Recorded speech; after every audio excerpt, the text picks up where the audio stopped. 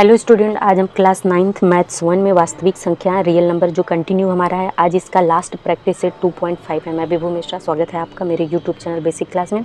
इसके पहले के सारे वीडियो अपलोडेड हैं, उसका प्लेलिस्ट आपको डिस्क्रिप्शन बॉक्स में मिल गया है। तो वीडियो पूरा देखने से पहले आप कमेंट बॉक्स में ज़रूर बताइए कि आप किस स्कूल से हैं और आपका नाम क्या है और आपको वीडियो कैसा लगा। तो चलिए आज हम निरपेक्ष मान ज्ञात करेंगे। निरपेक्ष मान पहले समझ लीजिए क्या होता है। निरपेक्ष मान वास्तविक संख्या एब्सोल्यूट वैल्यू कहते हैं। उसको जो है निरपेक्ष मान अगर कोई x और इस तरीके से लिखा है x, तो इसे बोलेंगे x का निरपेक्ष मान। तो अगर ये x की वैल्यू क्या होती है, अगर 0 से बड़ी है तो x का निरपेक्ष मान x ही होगा। यहाँ पे x कोई नंबर हो सकता है। अगर ये धनात्मक है तो धनात्मक होगा, अगर ये ऋणात्मक है तो ऋणात्मक होगा। और x की वैल्यू अगर 0 है तो x का निरपेक्ष मान क्या हो जाएगा, 0 हो जाएगा, 0 ही होगा। और x का जो वैल्यू 0 से बड़ा है तो इसका जो निरपेक्ष मान का जो वैल्यू होगा वो माइनस होता है। तो अगर x जो है ऋणात्मक हो तो निरपेक्ष मान इसके विपरीत क्या होता है, अगर ऋण हो तो x का निरपेक्ष मान क्या होता है, बराबर होता है। तो इस तरीके से, जैसे अगर एग्जाम्पल है 3 का निरपेक्ष मान कितना होगा, 3 होगा, ठीक है। लेकिन -3 का निरपेक्ष मान कितना हो जाएगा, माइनस ब्रैकेट में -3 इज इक्वल टू, सॉरी देखिए, माइनस ब्रैकेट में -3 इज इक्वल 3 हो जाएगा। मतलब ये भी, तो अगर 0 है और 0 का निरपेक्ष मान ज्ञात करना है तो ये भी 0 होगा। तो इस तरीके से बहुत ही सिंपल चैप्टर है। तो यहाँ पे 15 - 2 का निरपेक्ष मान अगर हमें ज्ञात करना है तो हम कैसे ज्ञात करेंगे। तो सरल जो भी जितने तरीके हैं, यहाँ पे देखिए 15 - 2 होगा तो कितना होगा, 13। तो यहाँ पे 13 होगा और 13 का निरपेक्ष मान ये धनात्मक है तो 13 ही आएगा। यही इसका आंसर होगा। एकदम सिंपल सवाल। इसी में पार्ट में दूसरा क्या दिया है, 4 - 9 का निरपेक्ष मान ज्ञात करना है। तो 4 - 9, तो 4 में से 9 तो घटेगा नहीं, तो 9 - 4 करते हैं तो -5 आंसर आएगा। निरपेक्ष मान -5 जो कि क्या हो जाएगा, धनात्मक हो जाएगा। तो निरपेक्ष मान इसका धनात्मक ही होता है, ठीक है। इसी तरीके से थर्ड वाला क्वेश्चन देख लीजिए। इसमें क्या दिया है, 7 का निरपेक्ष मान निरपेक्ष -4। तो ये 7 का क्या होता है, 7 ही होता है। माइनस मल्टीप्लाई की साइन है तो मल्टीप्लाई, और 4 ऋणात्मक है तो क्या हो जाएगा, धनात्मक, तो 4। तो इसका क्या आंसर आएगा, 20। देख लीजिए, ये 7 का धनात्मक हो गया और -4 का भी धनात्मक होता है, जैसा इसके पहले -5 में आया था। तो 7 × 4, 4 से क्या होता है, 28, 28। तो यही इसका आंसर हो जाएगा। तो ये 3 जो प्रॉब्लम आपको दिए थे ये बहुत ही सिंपल, बहुत ईजी है, आसानी से कर सकते हैं। फिर आते हैं क्वेश्चन नंबर 2 पर। क्वेश्चन नंबर 2 में क्या है, हल करना है। हल कीजिए। तो हल कैसे करना है, बुक सामने रख लीजिए एक बार आप। वैसे आपको स्क्रीन पे इसका क्वेश्चन दिख जाएगा, लेकिन फिर भी अब इसमें क्या हल करना है आपको देख लीजिए। पहला प्रॉब्लम क्या दिया है, 3x - 5, ठीक है, इक्वल 1। अब इसका हमें निरपेक्ष मान ज्ञात करना है। तो इसके 2 आंसर आने की संभावना है, तो दोनों मैं आपको दिखा देती हूँ। चूँकि इसका निरपेक्ष मान 3x - 5 बराबर, ये +1 लेकर हम अगर चलेंगे तो क्या होगा, अब इसको +1 लेकर हम एक बार चलेंगे तो 3x - 5 है और ये -5 इक्वल +1 है। अब ये -5 इक्वल के जब इधर जाएगा तो क्या हो जाएगा, 3x इक्वल 1 + 1 + 5। ये माइनस है तो इक्वल के इधर आएगा तो +5 हो जाएगा। तो 3x और +1 + 5 इक्वल क्या हो जाता है, 6 हो जाता है। तो यहाँ इक्वल 6 हो जाएगा, +6 होगा।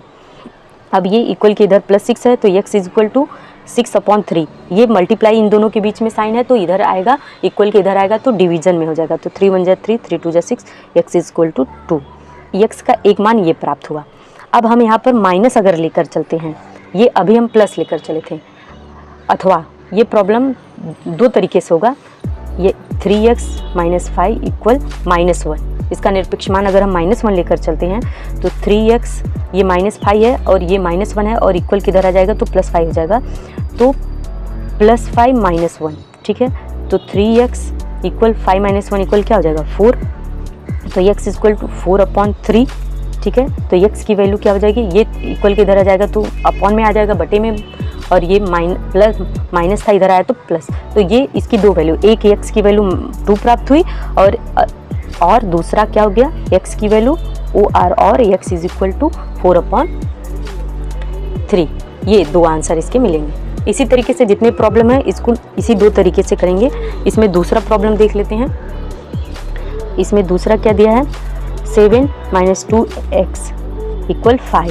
अब पहले इसका इक्वल 5 पॉजिटिव फिर इक्वल 5 नेगेटिव लेकर चलेंगे, तो 7 माइनस 2x इक्वल प्लस 5। ठीक है, तो यहाँ पे क्या है,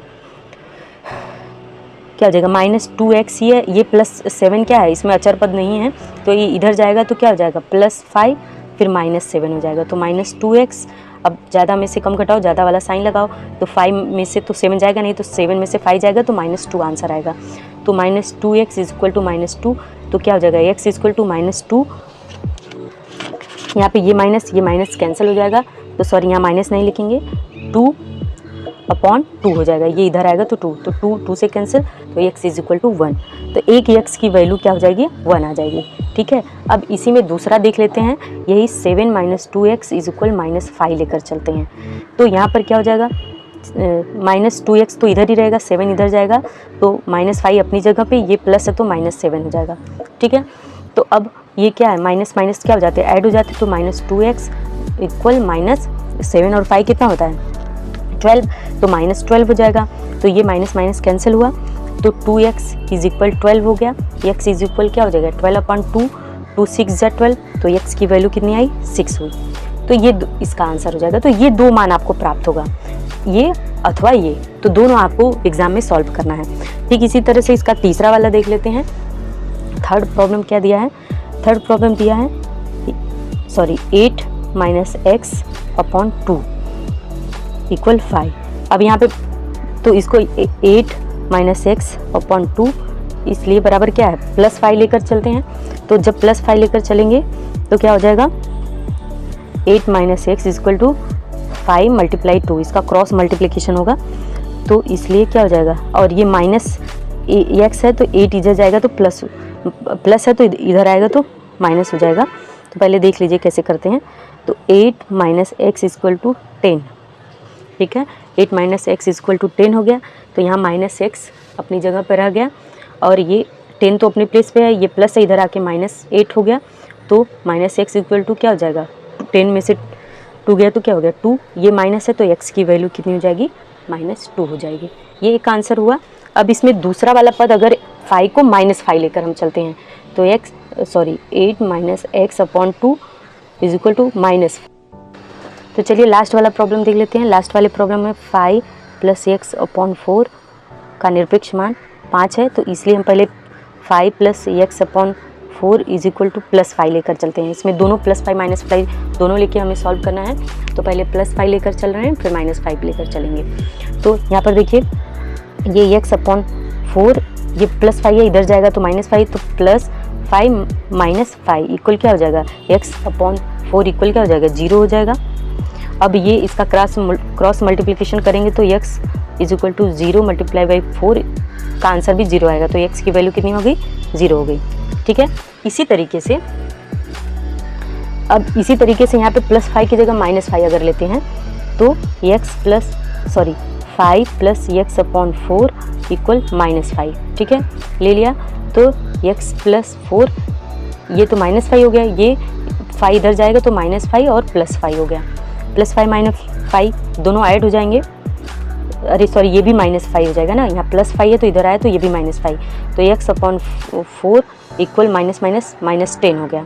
ठीक है, दोनों ऐड हो गए, तो यहाँ पे x अपॉन 4 -10 हो गया, और ये इसका क्रॉस मल्टीप्लाई करेंगे तो x is equal to -10 multiply 4। ठीक है, इसका 4 से मल्टीप्लाई कर देंगे तो x इज इक्वल टू -40। तो दूसरा का मान कितना आया -40, एक 0 आया और एक -14 आया। तो इस तरीके से इसका हम निरपेक्ष मान करेंगे। तो ये आपका जो है पूरा चैप्टर नंबर 2 कंप्लीट हो गया। नेक्स्ट वीडियो में हम चैप्टर 3 देखने वाले हैं। पूरा वीडियो देखने के लिए थैंक यू, मिलते हैं नेक्स्ट वीडियो में।